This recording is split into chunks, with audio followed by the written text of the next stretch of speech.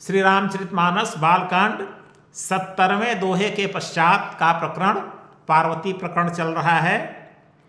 नारद अपना आशीर्वाद दे करके जा चुके हैं।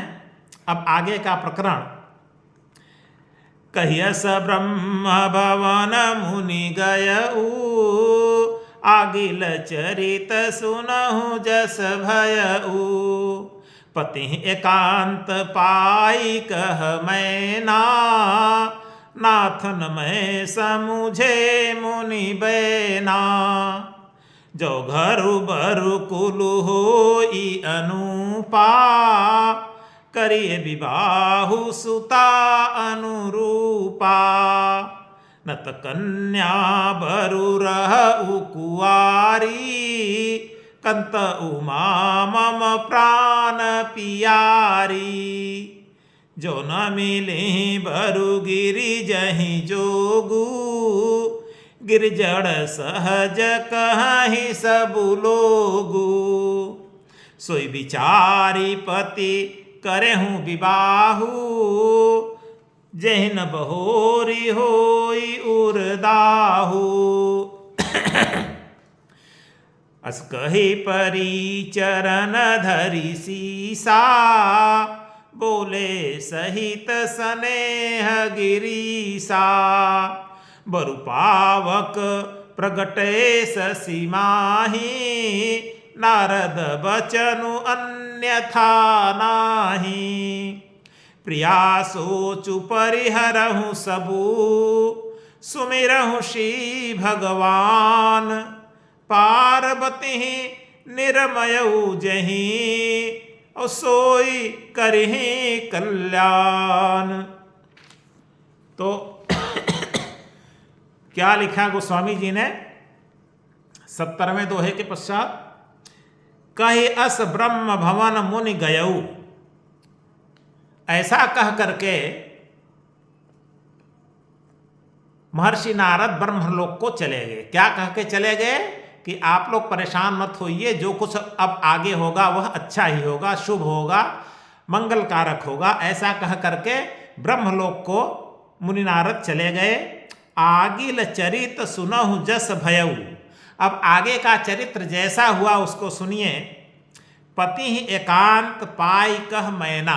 मैना मतलब पार्वती की माता अपने पति हिमवान को एकांत में पाकर अपने पति से बोली, नाथ न मैं समुझे मुनि बैना। हे नाथ, हे स्वामी, मैं मुनि नारद की वाणी को समझ नहीं सकी, मेरे समझ में नहीं आया कि वो क्या कह करके गए, उसका क्या मतलब हुआ। अब पार्वती की माता कह रही हैं, जो घर बर कुल होई अनुपा, और करिए विवाह सुता अनुरूपा। यदि हमारी बेटी पार्वती का विवाह वहीं पर करिए जो उसके अनुरूप घर हो, वर भी उसके अनुरूप हो, कुल खानदान भी उसके अनुरूप हो, तो तभी हमारी बेटी का विवाह उस वर से करिए। नत कन्या बरु रहई कुंवारी। और यदि हमारी बेटी के अनुरूप, मतलब न तो घर हमारे अनुरूप है, न तो वर हमारे अनुरूप है, न कुल खानदान हमारे अनुरूप है, अगर ऐसा नहीं है तो नत कन्या बरु रहई कुंवारी। भले हमारी कन्या कुंवारी घर पर बैठी रहे, लेकिन उसका विवाह मत करिएगा। कंत उमा मम प्राण प्यारी। हे कंत, हे प्रिय, हे पतिदेव जी, उमा मतलब पार्वती मुझे प्राण के समान प्यारी है। जैसे मुझे मेरा प्राण प्यारा है, वैसे ही पार्वती हमें प्यारी है। जो न मिलिहि बरु गिरजहि जोगु। यदि गिरिजा मतलब पार्वती के योग्य वर नहीं मिला, तो गिरिजड़ सहज कहीं सब लोगों, तो सब लोग यही कहेंगे कि वास्तव में पर्वत स्वभाव से ही जड़ होते हैं, मूर्ख होते हैं, यही कहेंगे हम लोगों को। सोई विचार पति करे हूँ विवाहो। इसलिए हे पतिदेव, ऐसा विचार कर विवाह करिए, मतलब अच्छा वर खोज करके, अच्छा कुल खानदान खोज करके, अच्छा घर खोज करके ही हमारी बेटी का विवाह करिए। और अगर अच्छा वर नहीं मिला, अच्छा घर नहीं मिला, अच्छा कुल खानदान नहीं मिला, तो लोग यही कहेंगे कि वास्तव में पर्वत लोग जो होते हैं मूर्ख होते हैं। देखो अपनी बेटी का विवाह जाकर के वहाँ पर कर दिया जो उसकी बेटी के योग्य नहीं था। जेहि न बहोरी होई उर दाहू, तो इसलिए विचार कर विवाह करिए जिससे बाद में हम लोगों के हृदय में कोई जलन न हो, कोई पछतावा न रह जाए। अस कहि परी चरण धरि सीसा, ऐसा कह करके पार्वती की माता मैना अपने पति हिमवान के पैरों पर गिर पड़ी। बोले सहित स्नेह गिरीसा, तब गिरीसा मतलब हिमवान पार्वती के पिता प्रेम पूर्वक बोले। बरु पावक प्रकटे ससिमाही, बोले हे प्रिय, हे पार्वती की माता सुनो, भले ही चंद्रमा से अग्नि उत्पन्न हो जाए।